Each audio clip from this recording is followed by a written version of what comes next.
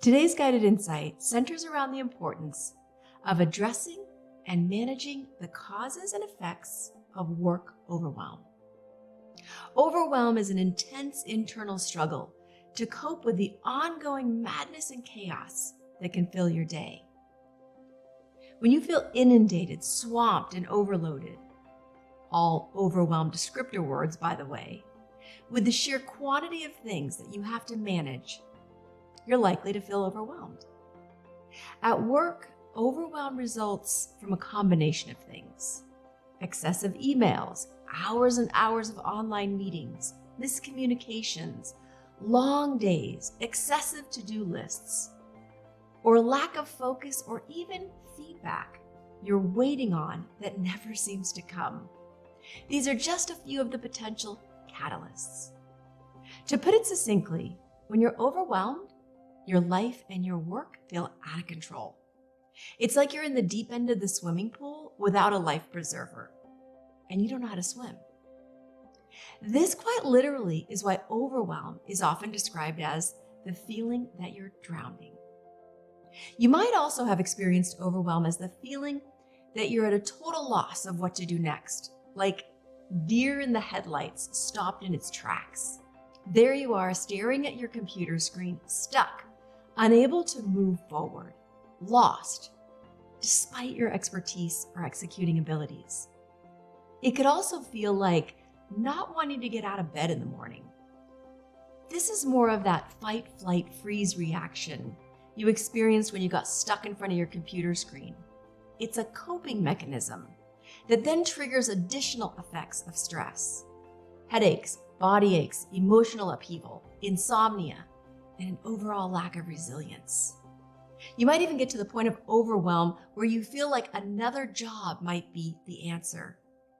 But you've probably heard the expression, wherever you go, there you are. So start instead by addressing the overwhelm head on. The best first step is to identify the exact cause or causes of your overwhelm, and then decide what you can do about it. Not everything is under your control, but some things are. If you can't eliminate the stressors, take a look at how you can reduce them, or at the very least, better manage them. Here are 4 things I'd like to offer you to help move you from overwhelm to a more healthy, balanced state. 1, establish boundaries both during the workday and between work life and home life. Know when to stop and take a break because you've hit the wall. If you catch yourself zoning out, slouching in your chair, fidgeting or yawning, you probably have reached your capacity to pay attention. In that moment, stand up, breathe deep, stretch, massage your hands, roll your shoulders, get your blood flowing. Usually a short 90-minute break is ideal. And if by chance you work from home, like so many of us do now, that doesn't mean you should be sitting up in your office late night or all weekend because it's convenient. Any imbalance or lack of boundaries in your workday will certainly be felt as an imbalance in your mind and your body. If you lead a team at work, model boundaries so that others can learn from you and have permission to respond to their own overwhelm. Number 2, set and regularly reset your priorities with your manager's help. In fast-changing environments, priorities quickly shift, and sometimes it can feel as if you're the last to know. That can be frustrating and result in you spending time on tasks that, in the end, don't matter.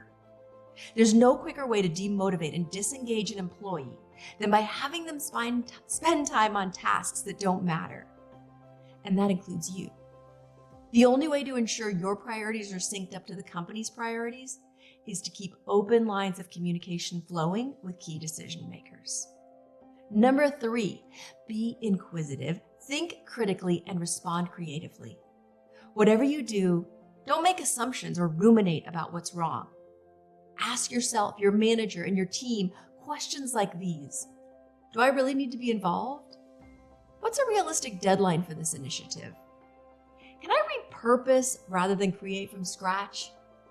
These type of questions are designed to drive efficiency, clarify expectations, and increase innovative solutions, not to mention improve ROI. Number 4, change up your work environment. It could be as simple as moving to a different room in your house if you work from home. Work outside for a bit. Change from a sitting position to a standing position. Better organize and declutter your desk. A change in environment will often equate to a change in energy, giving you more resilience to manage the overwhelm you may be feeling. Now, I'm going to ask you to close your eyes if you're in a place where it's safe to do so. Soften your facial muscles and lengthen the back of your neck by tucking your chin just slightly. Sit up straight while dropping your shoulders down to create more comfort in your body. Uncross your legs so your feet are flat on the floor, and place your hands open on your lap with your palms facing up. Now silently begin to repeat the insight. I address and manage my overwhelm. I address and manage my overwhelm. Allow this insight to be gentle and easy, almost as if it's floating by on a cloud, just drifting by.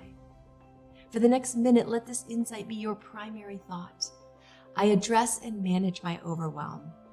If at any point you notice that your mind has drifted away from the insight, gently come back to it and continue repeating it silently.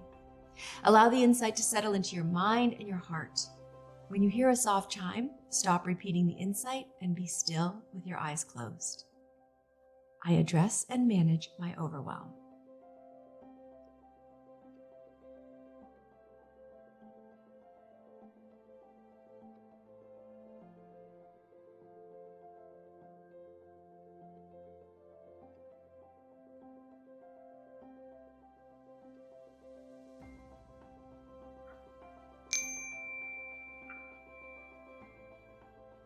I address and manage my overwhelm.